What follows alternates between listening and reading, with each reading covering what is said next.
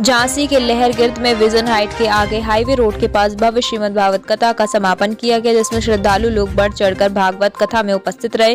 श्रीमद् भागवत कथा के समापन के बाद हवन पूजन किया गया व आज शाम को 5 बजे से भव्य भंडारे का आयोजन किया गया है, जिसमें आप सभी क्षेत्रवासी सादर आमंत्रित हैं। ये भागवत कथा व भंडारे का आयोजन समस्त मिश्रा परिवार व अतुल कुमार मिश्रा IRPS के द्वारा भंडारे का आयोजन किया जा रहा है। झांसी से नईम खान के साथ पारस शर्मा की रिपोर्ट।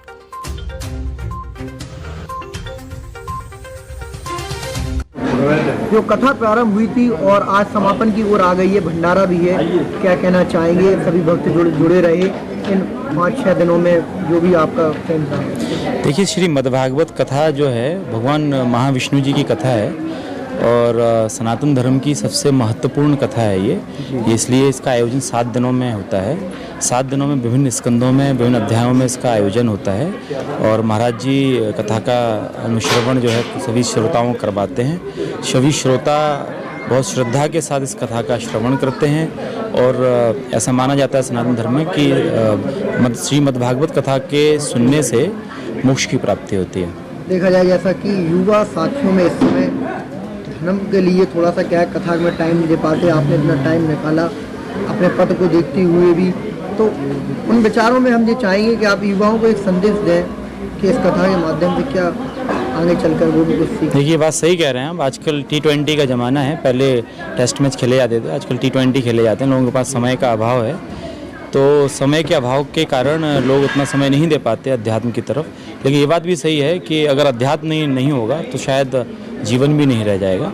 तो उस अध्यात्म को आपको कहीं ना कहीं जीवन में उतारने के लिए आवश्यकता है, भले ही थोड़ा समय दे सके। कहा गया है, जैसे तुलसीदास जी ने कहा है कि कलयुग में आधी घड़ी से भी पुनियाद अगर आप ईश्वर के भजन करते हैं तो कहीं ना कहीं आपको मोक्ष मिलता है।